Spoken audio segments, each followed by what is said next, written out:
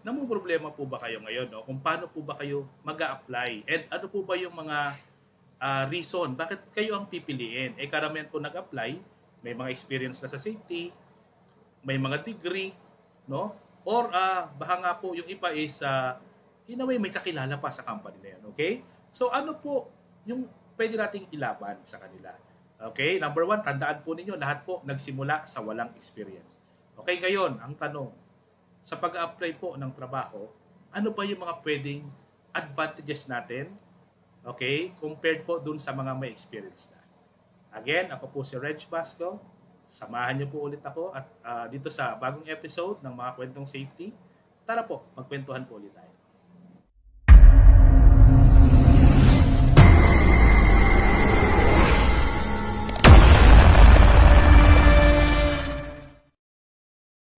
Okay, bago po tayo magsimula, shoutout po muna sa mga idol po natin, ang mga nagwa-vlog din po sa safety. So number one po si Sir Jeffrey Escalona. Okay, yan, isa po yan sa mga tinitingala po talaga natin pagdating po sa paggawa ng videos. Subaybayan nyo rin po yung kanyang YouTube channel, yun pong ka-safety. Okay, so nandyan din po si Sir Bloody Montano Pantilio. Okay, check nyo rin po yung kanyang YouTube videos, no? Si Safety Engineer Vlad. Okay, and of course po, isa pa rin po sa mga talagang nauna po sa paggawa rin ng mga videos, si Sir Michael Escalona. Okay? So lahat po yan, no? Tinitingala po natin yan, no?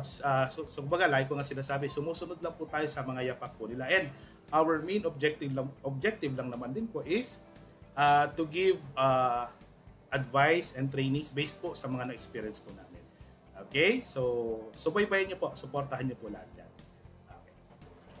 Normal po, no, na pag ikaw ay kakatapos mo lang sa training ng safety, mga basic, no, yun nandyan po yung BOSH, which is the Basic Occupational Safety and Health.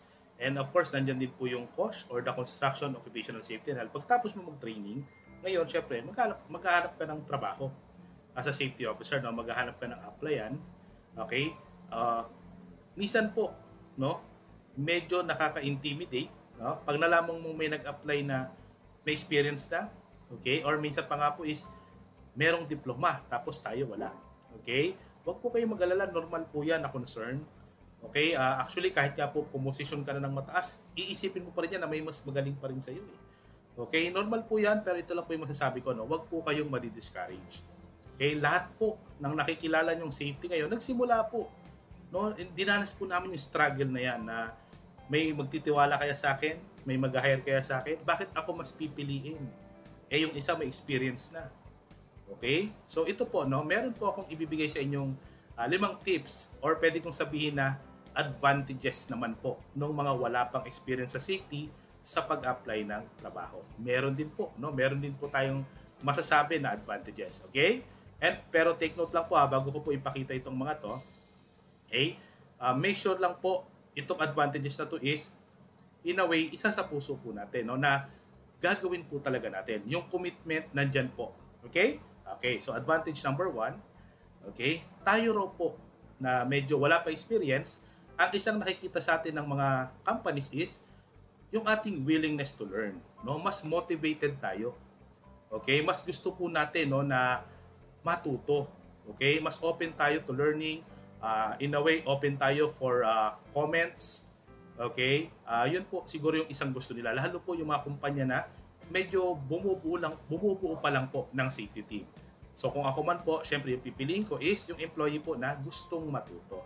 Okay? Kasi po, alam niyo naman, pag kayo po ay isang professional, okay? Pagka po nawala na po yung willingness to learn, okay? So medyo malaking problema po yan. Okay? Dapat niya continuous learning. Actually, kahit ano na yung position mo. Okay? So, masasabi ko na isa to sa pwedeng makita sa'yo ng employer kung bakit ka pipiliin is kita-kita sa'yo yung iyong kagustuhang matuto habang nagtatrabaho. Okay? In fact, di ba sa interview, tinatanong kayo, okay, bakit mo gusto mag-apply rito? Lagi natin siya nasagot is para po makakuha po ng medyo tanggap natin na sweldo. Okay, na-satisfied tayo and at the same time makatulong sa company, okay, habang natututo sa trabaho. Okay? So, give and take. Yun yung gustong marinig ng companies. Kasi pag ikaw po ay gusto mong matuto, okay, medyo ano ka dyan alert ka sa lahat ng ginagawa mo, motivated ka. Okay? So ito po ay isang advantage na pwede pong masabi sa ating pag-apply. Number 2, willingness to be assigned anywhere. Since gusto nating matuto, no, may mga activities or may mga projects na kailangan ma-deploy ka sa ibang area. Okay? So normally po, okay, isa to sa pwede nyong maging advantage. Yung bang willing kang ma-assign sa ibang area. Okay? Aminin po natin, bilang bago, medyo hindi pa tayo ganung makakapili ng mga gusto natin eh. Okay? So kung kayo po ay mabibigyan ng chance, no? Tapos tatanungin kayo niyan eh. Willing ka bang ma-assign sa ganito? Willing ka bang ma-assign sa ganito? So i-grab po natin yung opportunity. Again, isa po to sa pwede nating maging advantage compared po dun sa mga may experience na pero ayaw naman pong ma-assign sa ibang lugar. Okay? So this is another way na baka mas tayo yung piliin. Pero again, take note lang po, sinabi ko kanina, dapat isa puso natin ito. Dapat gusto nyo talaga. Okay? Hindi po yung medyo labag sa loob natin para lang po makapasok. Dapat gusto nyo rin po talaga. Okay? Kasi po, napakahirap magtrabaho. Alam nyo naman yun. Pag hindi mo gusto yung gagawin mo or yung ginagawa mo. Okay? So this is another advantage. Karamihan po, pag bago, walang experience, of course, willing tayong ma-assign kahit saan. Okay? Advantage number 3. Of course, in a way, mas malakas yung energy natin sa trabaho. Okay? Mas may energy tayo mag-inspect, mag-audit, mag-trainings. Okay? Kasi po, again, kung tatanungin niyo ko, align pa rin yan dun sa willingness to learn.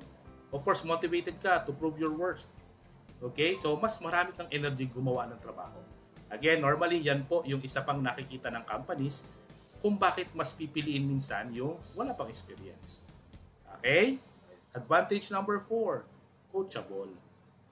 No? Siyempre, pag bago ka pa, gusto mong matuto, makikinig po tayo doon po sa mga dapat pakinggan natin. Normally, kung meron mga safety manager dyan, kung merong project manager, plant manager, group director, manager, store manager, kung ano man, okay, is willing po tayong matuto sa kanila.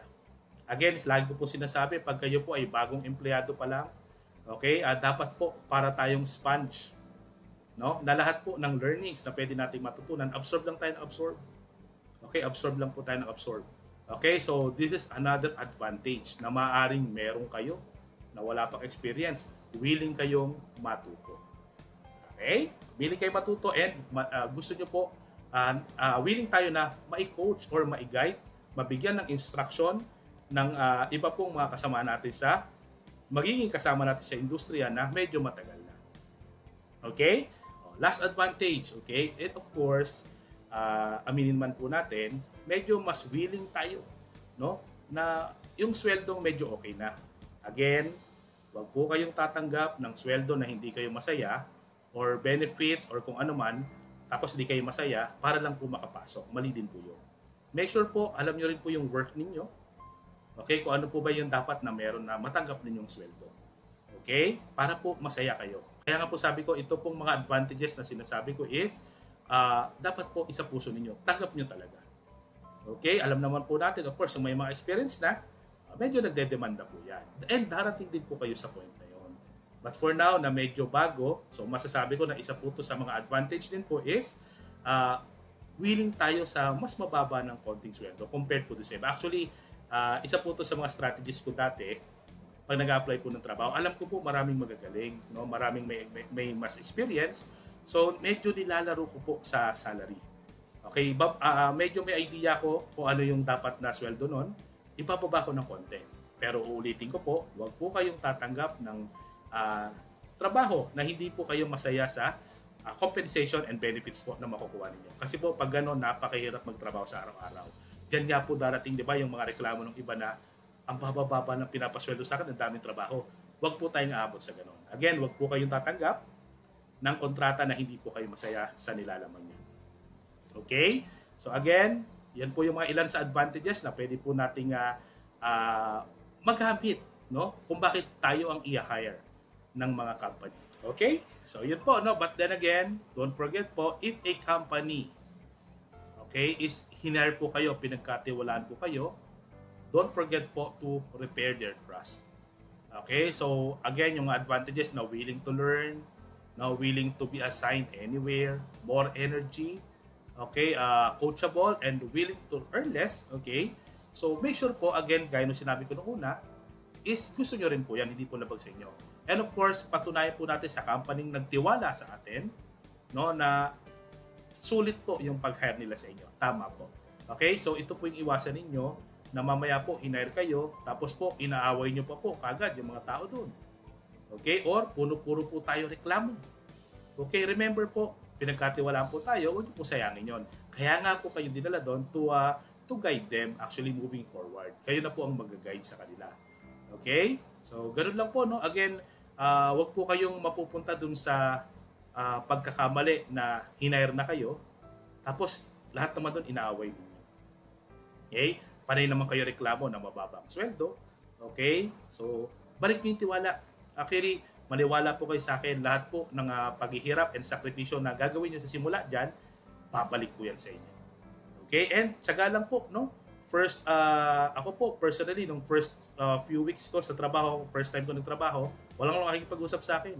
Wala ka sumasama sa akin sa mga lunch breaks. Okay? Tingin sa'yo, kaaway as a safety officer. Again, earn their trust. No? After 2 weeks, wala na, kaibigan ko na lahat. Bakit? Naniwala na sila sa safety na para sa kanila. So, yun po yung goal ninyo. Okay? To change the safety culture while na habang kinukuha po ninyo yung experience na kailangan ninyo. And maliwala po kayo sa akin, after 1 year, after 2 years po na nagka-experience na kayo sa safety, pwede na kayo mag-demand ngayon. Okay? Yung sweldong, in a way, masaya na kayo, baka po nga dumoble pa kagad yan. Okay? So, tsaga-tsaga lang po. Okay, wag pong madi-discourage. Hindi kayo hinire kagad, meron at meron po yan. Okay? So, that's it. Again, salamat po ulit sa panonood at pakikinig at sa walang sawang suporta. Again, I am Reg Basco. Kita-kita po ulit tayo sa susunod nating episode ng mga kwentong safety. Salamat po ulit.